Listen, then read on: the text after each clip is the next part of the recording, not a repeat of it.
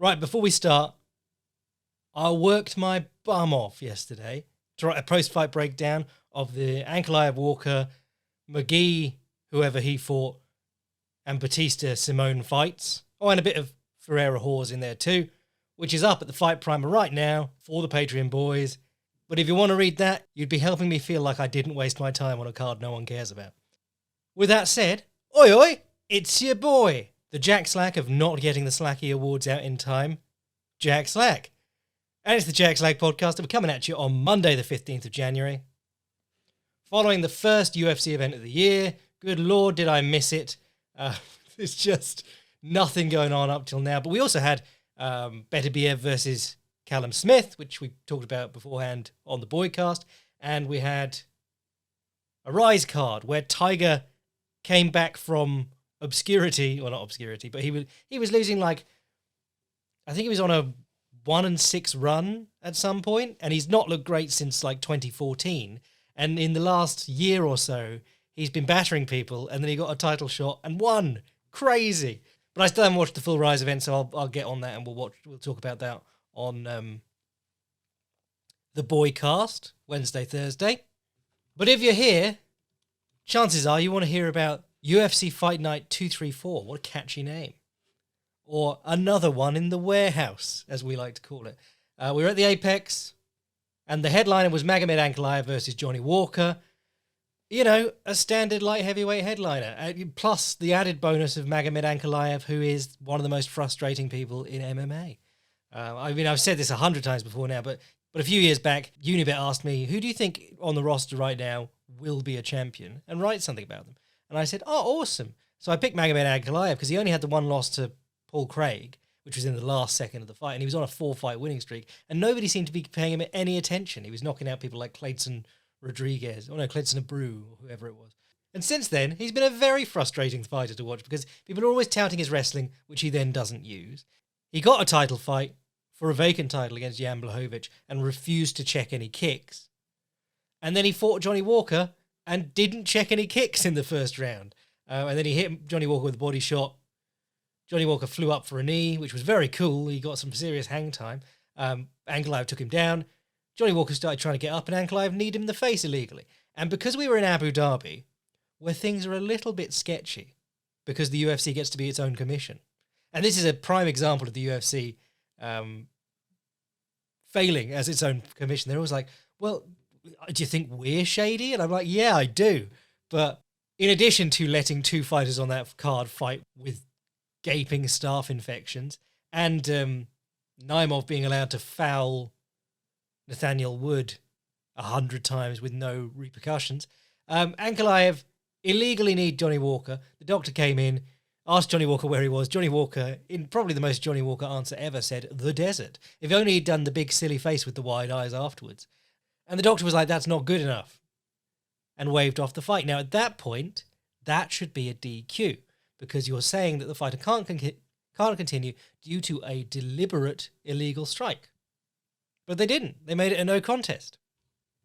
Very sus. But either way, the rematch was getting booked, so they booked it again. And this time, thankfully, it was one or two things. Either a more hilarious result, or Magomed Ankalaev easily wins, and we all go, wow, that was another waste of 4 months. Because he's already done this once. I think it was the best part of a year. He was in camp for the first Ion Cutelaba fight, did beat him, and then Ion Cutelaba was like, but I was just playing, bro. I wasn't actually hurt. And then they trained up again for the second fight, and he beat him just as easily. And that's what happened here.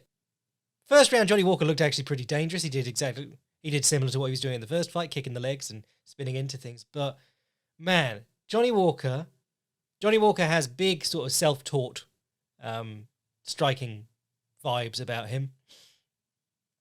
If you watch those low kicks, every single one, there's sort of like three schools of thought of what you can be doing with your hands when you're kicking.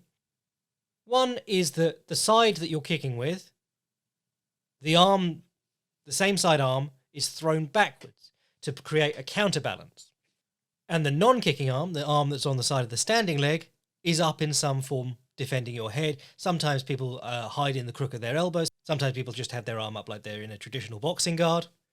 Then the second variation is, instead of swinging the kicking side arm back to create a counterbalance. You extend it high to create a frame.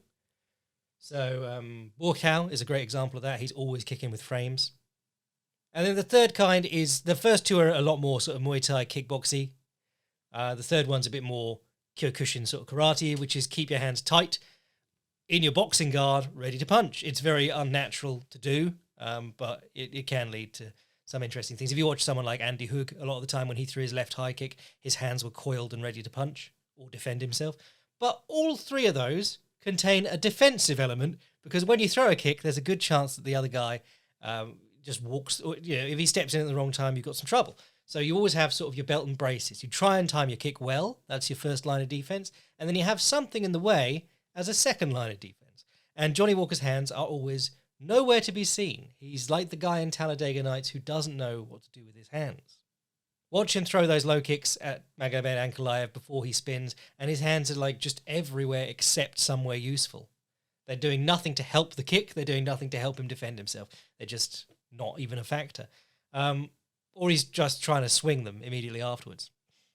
So Ankalaev came out immediately doing the light lead leg, the Khalil Roundtree Lumpini ready stance, and throwing the long right hook really goofily. But the very first one he threw, he swatted Johnny Walker across the nose, because Johnny Walker grabbed his face, and I watched this a dozen times, going back and going, what did he actually hit there? Because it looked like it flew past him. But it was the old BJ Penn GSP punch, where a missed punch is actually worse because it clacks the end of your nose.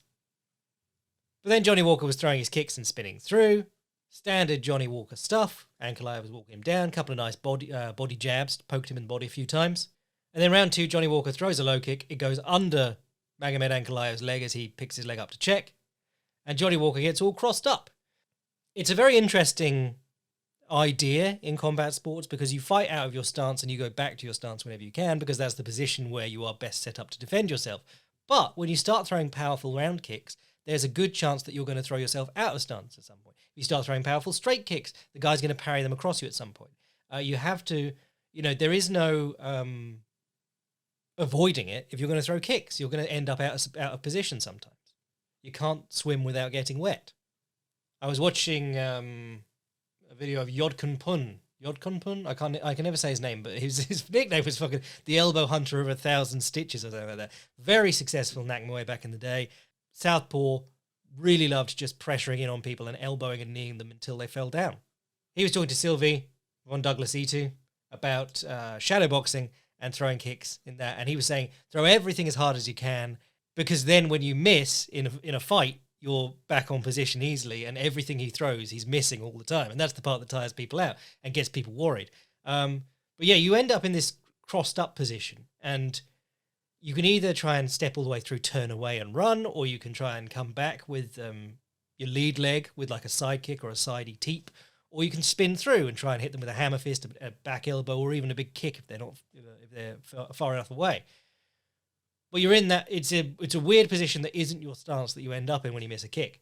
Johnny Walker was too close. Well, he'd been spinning all fight, and he ended up too close to spin on that one, as you could see from Ankalaev, like grabbing behind his head. Ankalaev actually switched stances for that exchange. He was orthodox instead of southpaw. But Walker's completely out of position, and then he starts sort of like trying to back up while falling down backwards.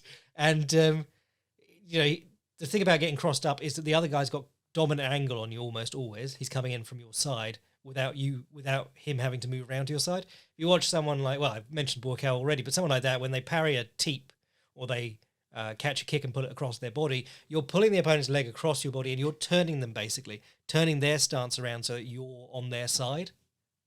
It's like taking a fancy angle, timing a really good sidestep without having to do that. So Ankalaev had outside foot position. He grabbed a collar tie and he swung a big overhand and just knocked Johnny Walker down in comedic Johnny Walker fashion. Horrible follow-up punch made Johnny Walker grab his face immediately, in the style of having a broken orbital or face bone or something like that. Always concerning when you see people like that. There was Bob Sapp very famously curled up in a ball against Mirko Krokop, but that was like, that's always included in the Bob Sapp lowlight highlight reel. But when Bob Sapp fought Krokop, no one had beaten him. He was very scary. And Krokop just punched him in the face, and he went down like curled up in a ball and crying, basically, because Krokop split his orbital bone in half, which is a horrible injury. I've seen, you see the toughest men out there just absolutely broken by it. I think Saku had one. Krokop did it to Josh Barnett as well, because he was always throwing that left straight, stepping out to his left side and throwing that left straight. But he was. I think he did it on the ground against Josh Barnett. But Josh Barnett immediately taps and he's like clutching his eye and doesn't care that Krokop's still trying to punch him. It's like a good body shot, you know. It makes people go fetal. It's something, you know. You're in a fight. You're a hardened professional athlete, and then something hits you in a way that feels so bad that you don't remember anything else about the fight or anything like that. You just think you're going to die, or something is irreparably damaged. Which everyone has a worry about in the back of their head, no matter who, you know, no matter how they seem, everyone is scared of lasting damage. You know, Bilal Muhammad gets a lot of hate, but the time that he got jabbed in the eye and couldn't see out of it and just freaked out, that was one of the most uncomfortable things I've watched in MMA. And totally, you know, I can absolutely empathize with, empathize or sympathize. I can never remember which was the correct one, but I would absolutely be bricking it in the same situation. If I couldn't see out of one eye and I thought that damage was lasting. Anyway, it was a good performance for Ankalaev. He was like, I'm going to kickbox with Johnny Walker to prove a point. And it's like, no, bro, everyone wants you, one, check kicks, two, use your wrestling. He's a very difficult fighter to stan, I think, because he's so talented and very rounded, but an idiot. Also seems to be very entitled about it. There was a quote immediately afterwards. Magomed Ankalaev will headline UFC 300 if he needs to. It's like, what? Nobody asked, bruh. Oh, I've got a sound for that. Hold on.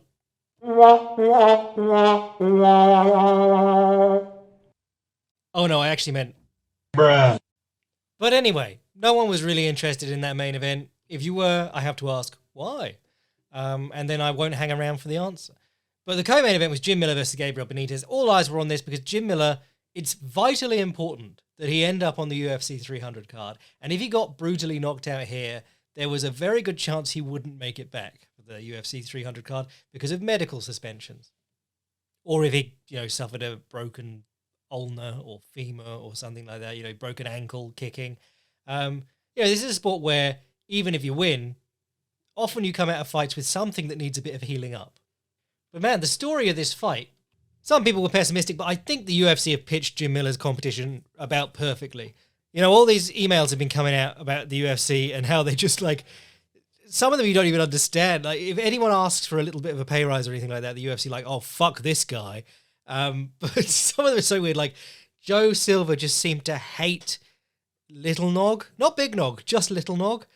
Even while he was still a world-class light heavyweight. And he's like, I'm going to offer him this fight and then I'm going to cut him.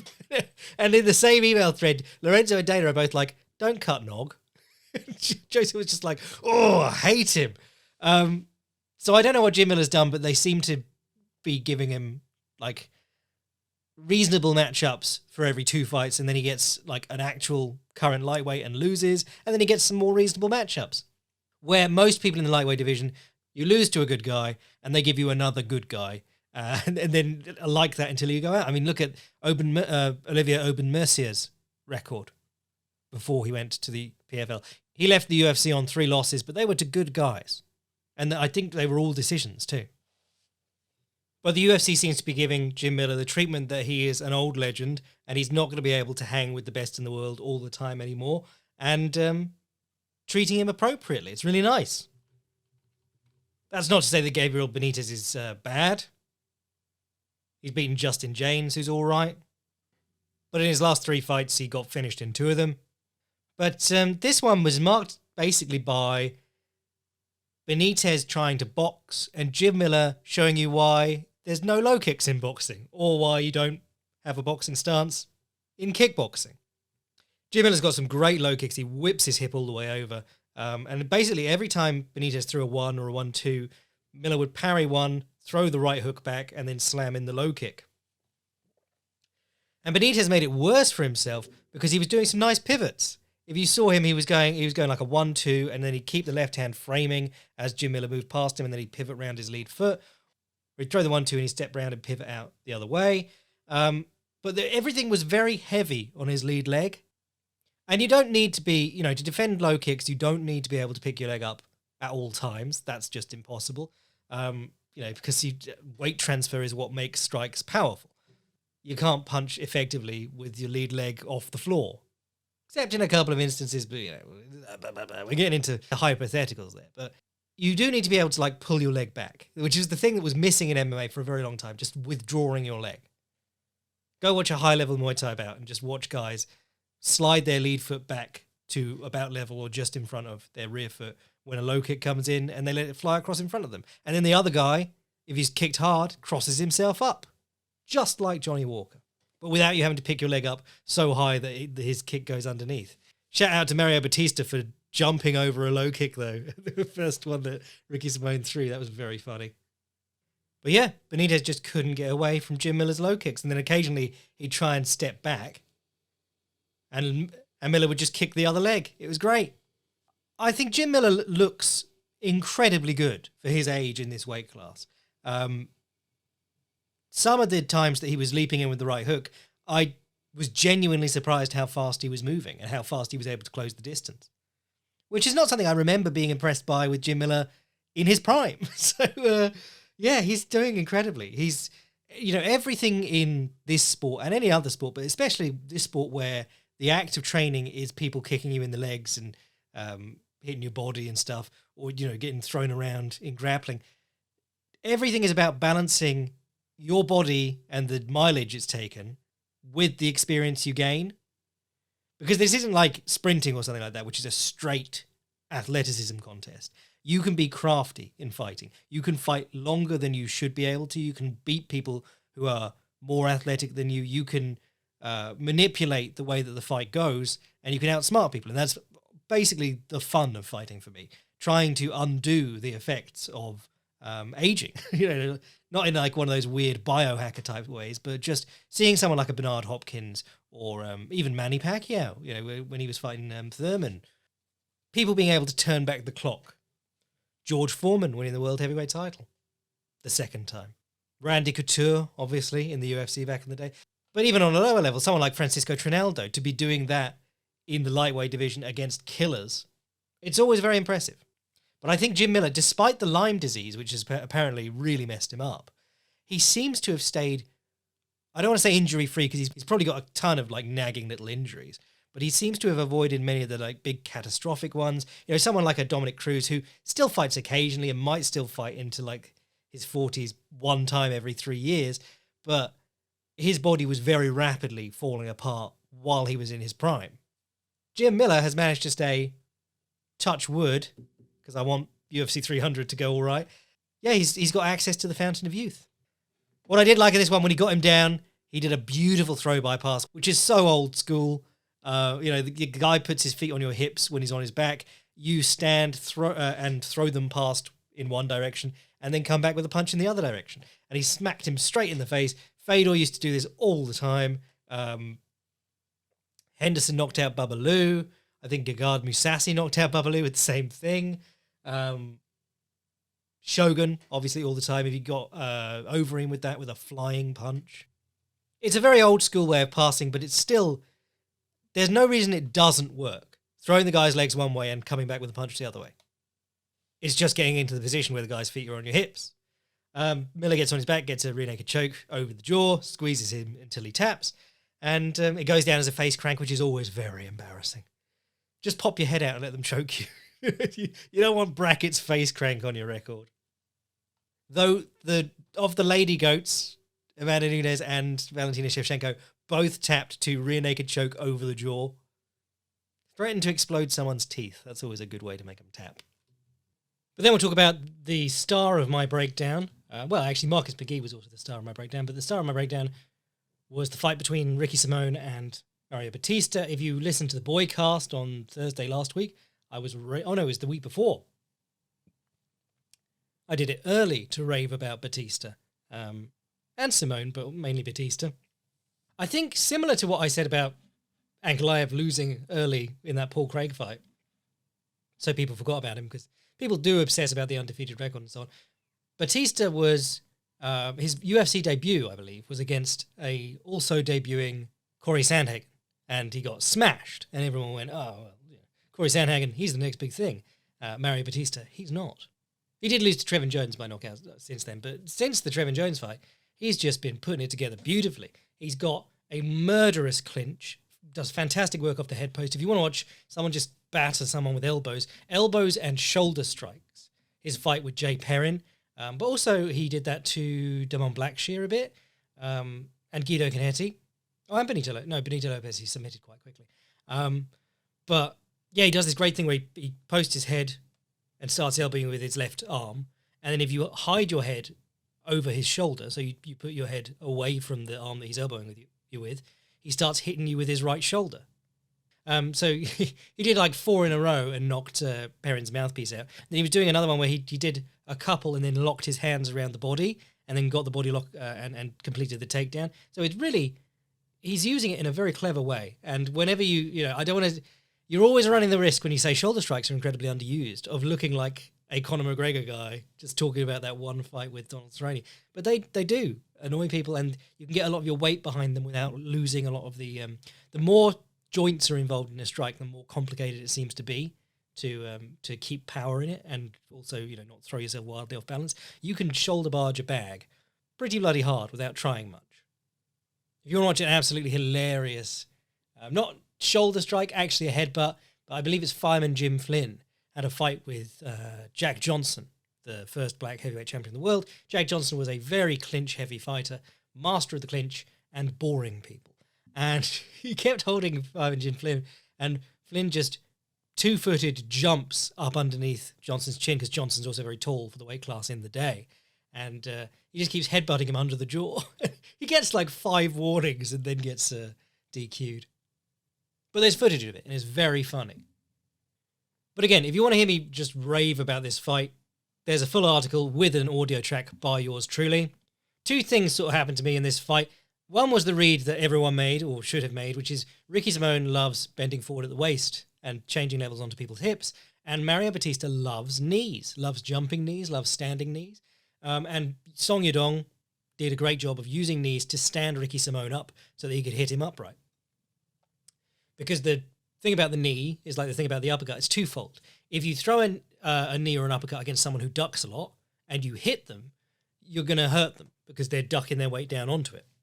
If for some reason they stand upright and they don't get hit by the knee or the uppercut, they're not doing the thing that they usually do in their fights. So you've taken them out of their game. The one I always reference is Ross Pearson, but KJ Noons. Go watch both of Jorge Masvidal's fights with KJ Noons and Ross Pearson. But as soon as you started threatening the knees and the uppercuts, their head movement, they tried to keep it, but they very clearly got a little bit shaken by the possibility of ducking onto a knee or a high kick. A body kick, but would have been a high kick if they ducked. And then they become very hittable on the feet. So these people who have great head movement and can slip a punch really well don't. Now, I was really surprised with how well Ricky Simone dealt with the knees when his first instinct against everyone, and a big part of his game, is to level change onto the hips. Batista backed him onto the cage right away, tried a jumping knee. Ricky Simone threw a left hook as he pivoted off, and Batista fell on his ass. And then he knocked him down with the left hook as he was trying a stepping knee late in the first round. But he was doing other things, like he was pivoting out behind his shoulder and grabbing the leg and completing the single. All of it, with the exception of the takedown in round 1 where he managed to hit him with his legs together as he was doing a step-through knee that was really slow and telegraphed, all of it was Ricky Simone standing upright and dealing with the knee as like countering the knee.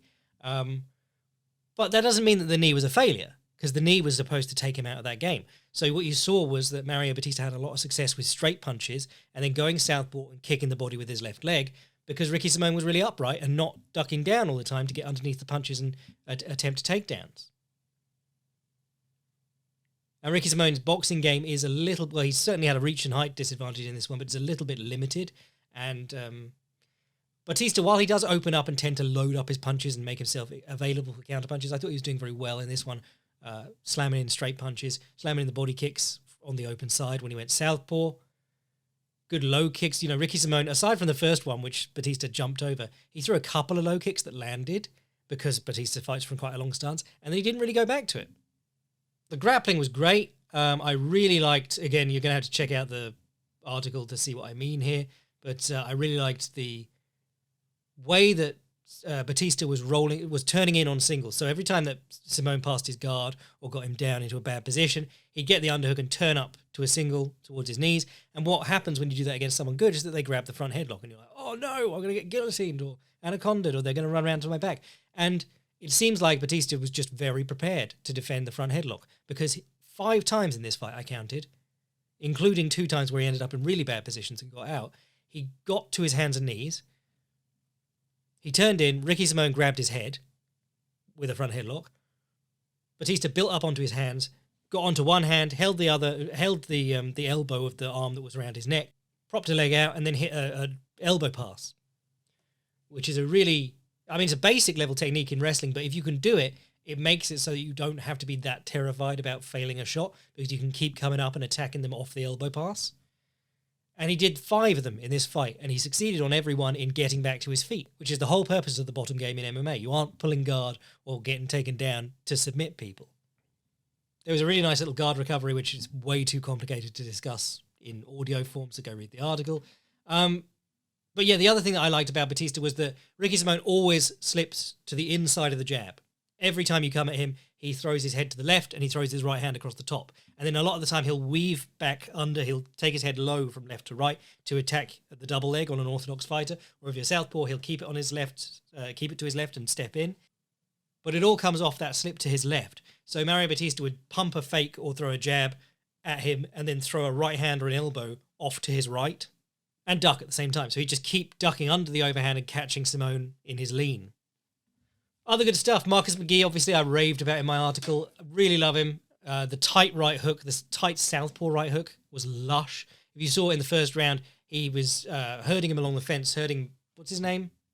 Bolanos, along the fence. And he flicks a jab and then steps in with a right uppercut to the body with the same hand. So southpaw, jab, pull it back, uppercut to the body, and that stopped the dude in his tracks and let him flurry some combinations. He's an interesting mix. He's got the flurries and the swinging wild a little bit, but I think it's partly because Bolanos was so wild. If you saw this dude, he's throwing his head first into his punches. If you saw the knockout, it was a high kick and then a counter right hook as Bolanos came back at him.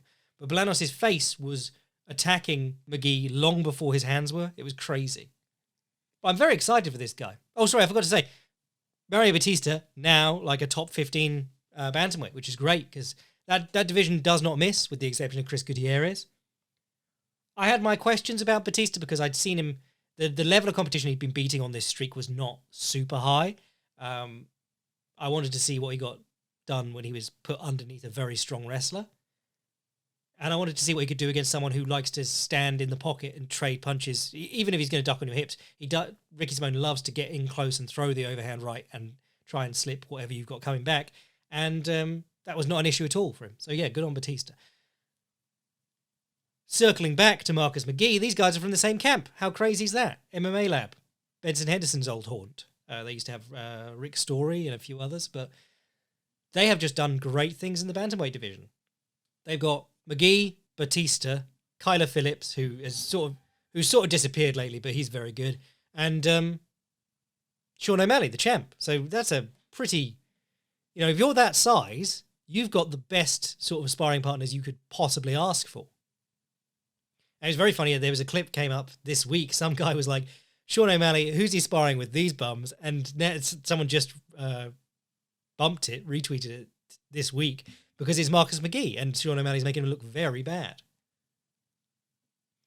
What else did McGhee do that I liked? The backstepping right hook, go read the article, but he throws his lead hand while he's stepping backwards with his lead leg off to his right. So he's like moonwalking into a sidestep. Very cool.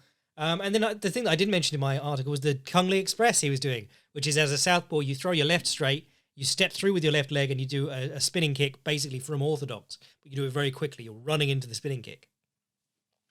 Did one right at the start of the fight, and then did one to hurt him for the finish.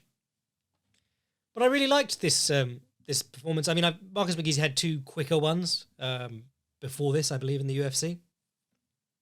But what I really liked about him was like his ability to lead to get on the counter.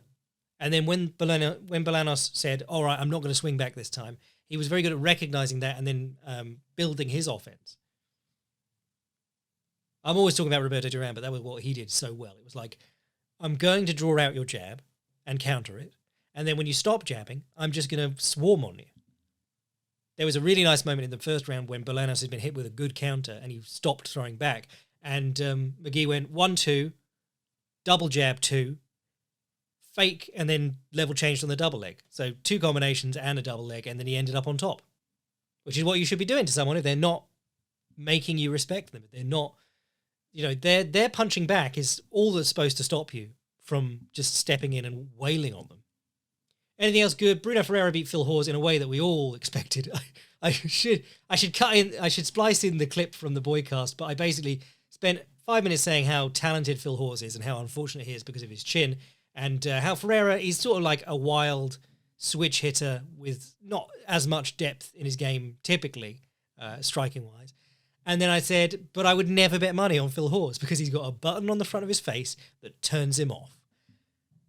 So unfortunate. But there is another thing about Phil Hawes that is a big issue. His defense, people generically say like, oh, he's got bad defense. It's not his chin, but it's a bit of both. It's his chin, and he's discovered that if you can throw a punch and slip at the same time. So the dipping jab, the lean back southpaw right hook, things like that. And what he does is every time the other guy comes in, he pokes his hands out and ducks his head, and it's always to the same position. He does the same thing over and over again. So if you see that, all you have to do is threaten him, and he's going to put his head down onto an uppercut or duck his head into the right straight that Aliskerov threw at him. Or in this one, it was the knees again. Ferriera just saw him ducking, stepped in. If you watch the first one where he gets his head jacked back like a Pez dispenser, Phil Hawes just sticks his lead hand out and ducks so that he's looking at the floor. And then Ferriera hits him in the chin with a knee, shakes his whole world up. Next time he throws the knee, Phil Hawes stays bolt upright because he's like, I'm not falling for that. He's just been really badly hurt off ducking. So he stays upright and a left hand hits him immediately afterwards. That's the duality of the uppercut and the knee coming from underneath. You either hit them as they're ducking or you stop them ducking and you know exactly where they're going to be. Not saying they're unbeatable techniques, but that's the way they work. And they're very difficult for fighters who do a lot of ducking. I do feel for Hawes, though. And I did say, like, Andrei Arlovski is on this card.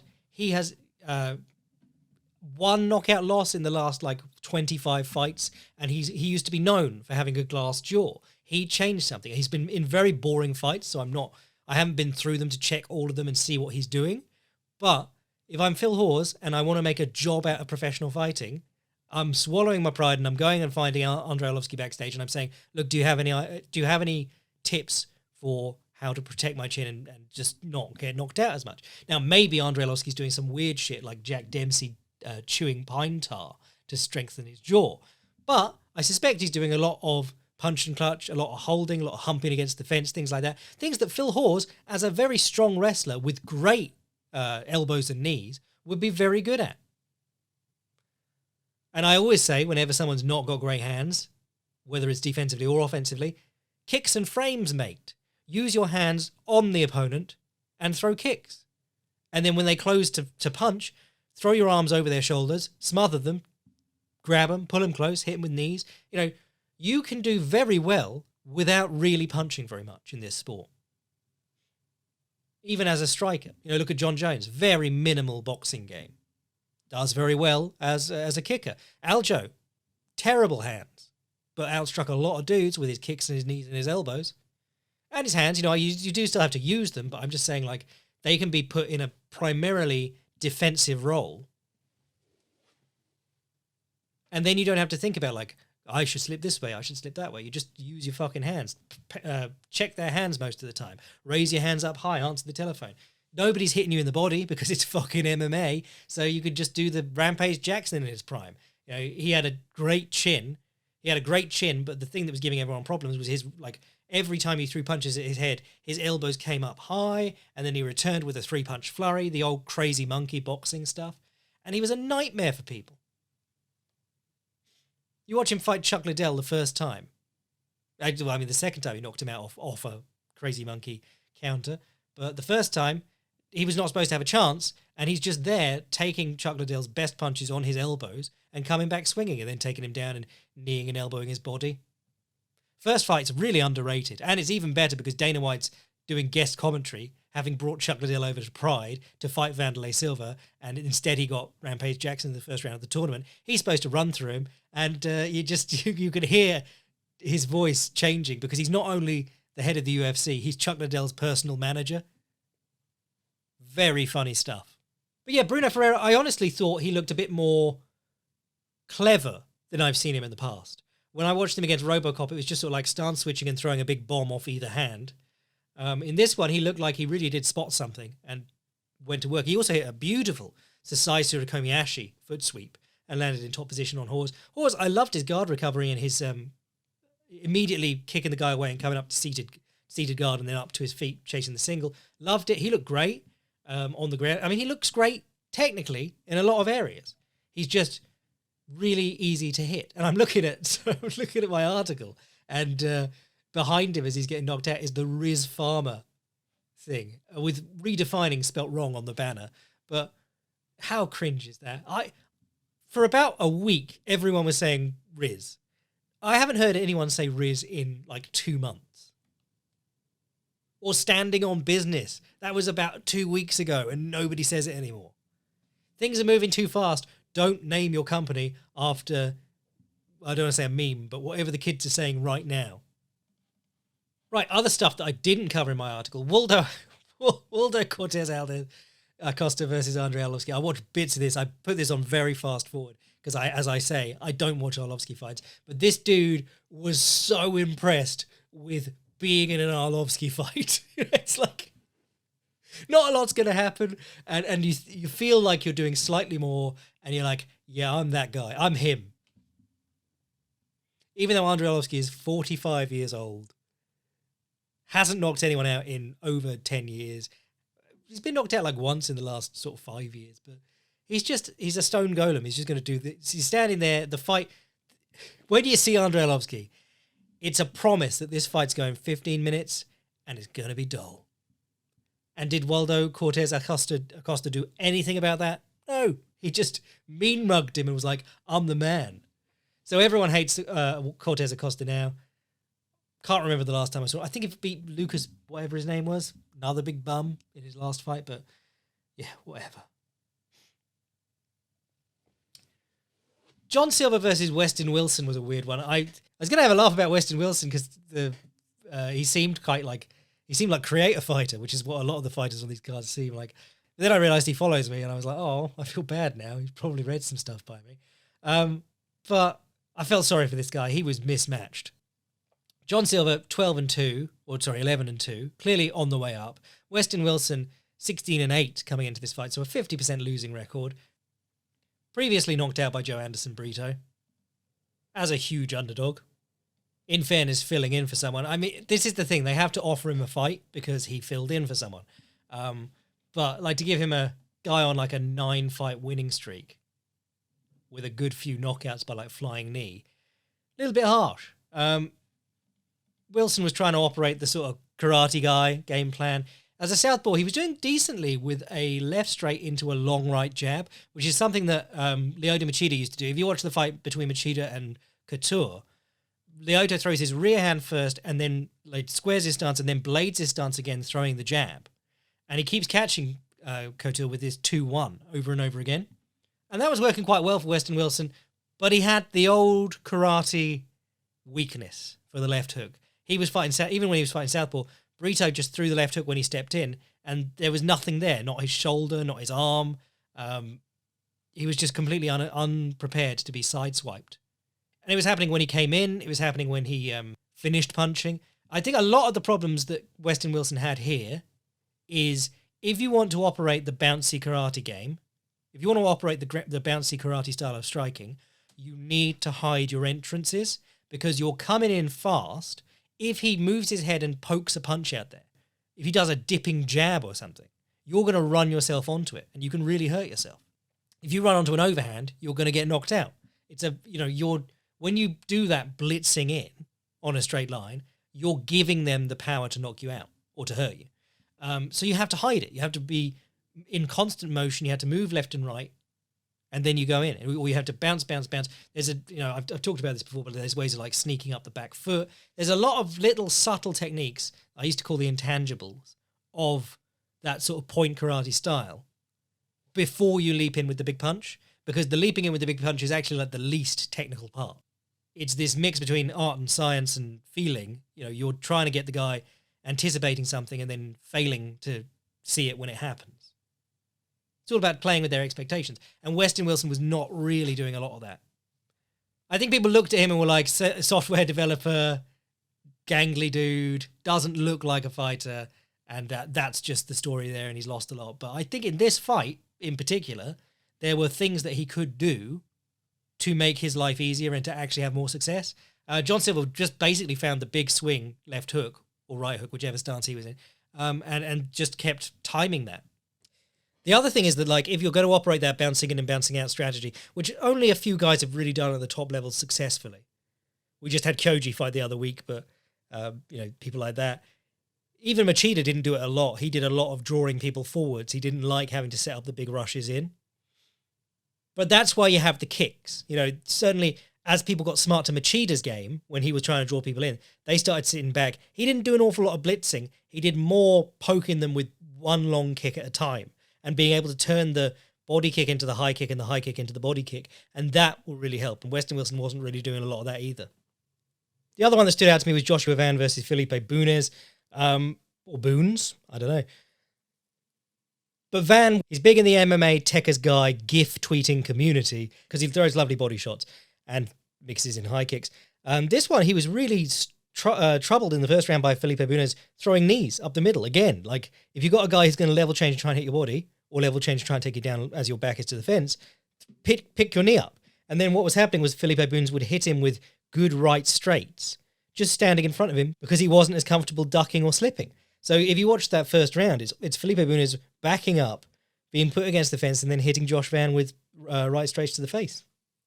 The single leg, I think it's called a crackback, that Felipe Bunes hit in that first round was also really cool. You get the single leg, you get one hand around their waist, and then you like slide your knee in the middle, and it's like a sacrifice throw basically. You fall to the floor and pull them backwards. Go watch that beautiful takedown. But Josh Van did exactly what he did in his previous fights, just came on in the second round and put more pressure on him, and you could see Felipe Bunes break. It was really impressive. And Josh Van, not short on technical ability once he gets going. If you let him throw combinations at you, certainly if you start covering up like Bunes was, he's going to murk you. Just the 3-4 punch combinations, shoe shine flurries into high kicks. It was gorgeous. Josh Van definitely one to watch. And Felipe Bunes, even though, it shows how stamina affects you. I mean, this guy's like he's 13-6 coming into this, so I think he was a last-minute replacement. Yeah, he's an LFA guy. Oh, no, he was the LFA flyweight champion, having won in a vacant title fight. But, oh, damn, he was supposed to fight Zumagulov, and it was cancelled back in June. There's a whole story to this guy that I'm not getting. But you could see, like, he was doing snatch singles in the first round, bending forward at the waist and just reaching out and grabbing the leg. And you catch behind the leg and you drive into the guy normally with your head and pick it up. And that worked really well, except then as soon as he started getting tired, he was reaching out and just sort of flopping forward and folding down. It's a very, it's not a super strong position, reaching out for the snap single. And once you slow down, you got issues. But yeah, I didn't think he looked bad at all. I thought he looked quite good. Just Josh Van looked like a consummate professional, turned up in great shape, and like he was Lumpini ready, he took the first round off for the gamblers, for the James Krauses at home. Right, I reckon that'll do us for this week. On the Boycast, I'm going to cover the Beterbiev versus Callum Smith, which was a pretty fun bout, and then the Rise card, which I'm told was really good. I liked the Tiger fight, and I think that is well worth talking about. And then we'll talk about the fights coming up this weekend, which, thank God, we've got a pay-per-view.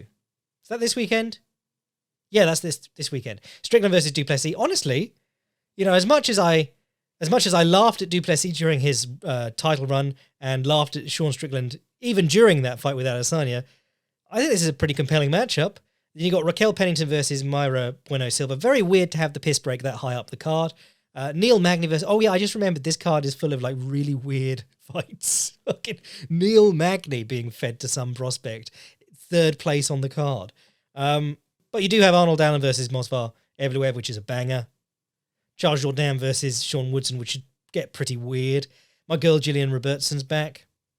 Yeah, plenty to talk about. And then I think there's some kickboxing and boxing on that weekend too. So I will definitely be doing a written breakdown for the Patreon boys of that main event if anything interesting happens. I'm going to revise my rule and just say if interesting things happen, I'll write about them. Because doing it about everyone, it's depressing when like nobody watched the fights and nobody cares. But if you want to get in on all the extra articles, the boycasts, and other things I do, sign up to the Patreon, support the podcast, be a boy. If you want to send an email to the podcast, jackslackpodcast@gmail.com. And if you want to see what I'm writing anytime, fightprimer.com. I am your boy, Jack Slack. Amazon priming a box of pine tar to Phil Hawes' house. Bless.